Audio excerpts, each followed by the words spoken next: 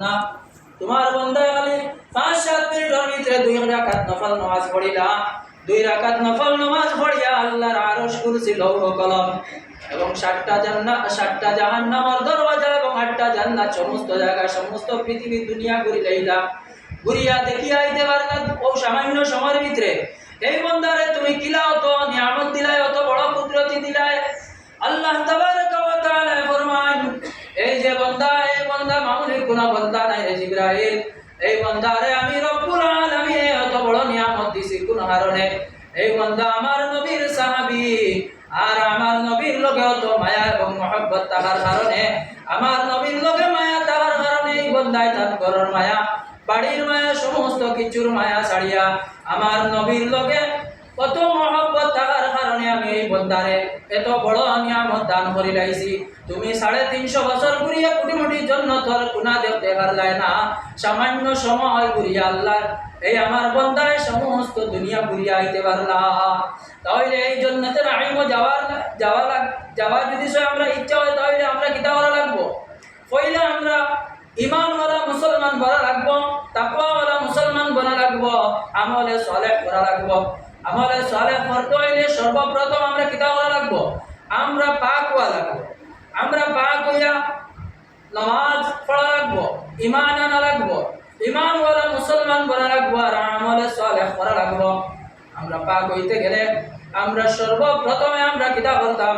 আমরা যদি না পাক থাকি যাই, কোনো সময় গুনার করো না পাক অবস্থা হয়ে যায় গিয়া, কোনো সময় আছে সবাসর সময় নাপাক হয়ে যায়, অন্য কোনো সময় আছে এমন অবস্থায় নাপাক হয়ে যায়। এই নাপাক অবস্থার জন্য আমরা পাক হইতে গেলে কিতা করা লাগবো? গোসল করতে লাগবো।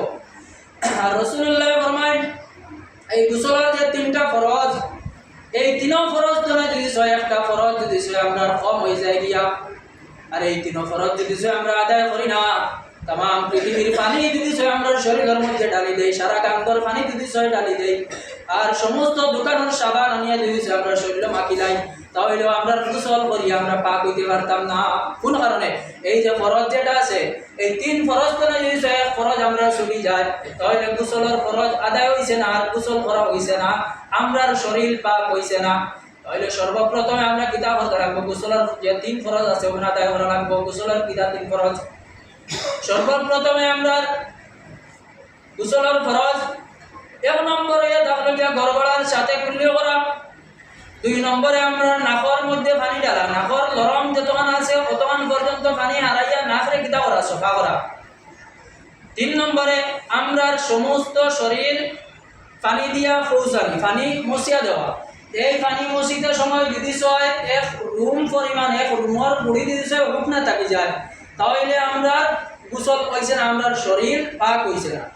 এক বেটায় একদিন আমার জিজ্ঞেস মেসা, আমার দাদায় আমার এই গাইছেন গোসলের ফরজ 3টা, তে এই 3টা আমার ভুল হয়নি, শুদ্ধ হয়নি, এখান তো আমি আর কোনো মেসারে জিজ্ঞাসি না, ওইটা তোরা মনে হচ্ছে বা আপনি গোসলের ফরজ ওইটা হোক পাস, আমার না আচ্ছা আপনারা উপর বেটায় উঠিয়া বলছে আমার দাদা কইসল যে পয়লা বাল্টি লোয়া বাদে, সাবন লোয়ার বাদে, লুঙ্গি লোয়া, এই 3 ফরজ আমার শিকাইছিল। ও বলা যদি আমরা 3 ফরজ বাল্টি এবং সাবান আর লুঙ্গি যদি 3 ফরজ আদায় করি, আমরা শরীর পাক হইতো না। সর্বপ্রথমে আমরা এই যে গোসলের ফরজ আছে ওগুলো আদায় করতাম, আর গোসলের ফরজ যদি আমরা আদায় হয় না, তাহলে আমরা শরীর পাক হইতো না। আর শরীর যদি পাক হয় না, আমরা নামাজও যদি হয় নামাজ হইতো না। নামাজ যদি হয় না, তাহলে আমরা আমলে সালেহ করতে পারতাম না, ঈমানওয়ালা মুসলমান আমরা বনিতে পারতাম না। ভাই মুসলমান হল এই যে আমরা গোসলের যে ফরজ যেটা আছে, এই ফরজগুলো আমরা আদায় করতাম, আদায় করিয়া আমরা গোসল করতাম। আর যদি আমরা গোসলের ফরজ আদায় করি না, সারা যদি পানি ডালি দিই, বেসরি পানি ডালি বা আজকে ওর গুফর লাগিয়েছে বা পেশাব লাগিয়েছে, সারা পানি ডালি দিই, বা আমার ডুমর গরব আমি নাপাক হয়ে গেছি গা, 1 ড্রাম পানি ডালি দিলাম, রাসূলুল্লাহ কইতেন বান্দার শরীর পাক হইছে না, নাপাক হয়ে গেছে। কোন কারণে? এই যে ফরজ 3টা সামান্য ফরজ, ও 3টা যদি আমরা আদায় করি লাগে, আর সারা শরীর যদি ভিজাই যায়, তাহলে আমরা এই 1 ড্রাম বা 1 ফিশারি 1 কুয়া পানি লাগেন না, সামান্য 3-4 বালতি বানিয়ে আমরা গোসল হয়ে যাবার, গোসল হয়ে গেলে কি আমরা শরীর পাক হয়ে যাবে। তো ভাই মুসলমান, আল্লাহ রাব্বুল আলামিন এই কুয়া মানাতুন আল্লাহ তাবারক ওয়া তাআলা আমরা আমল করার তৌফিক দান করতে ওয়া আখিরু দাওয়াকুম আলহামদুলিল্লাহি রাব্বিল আলামিন। আসসালামু আলাইকুম।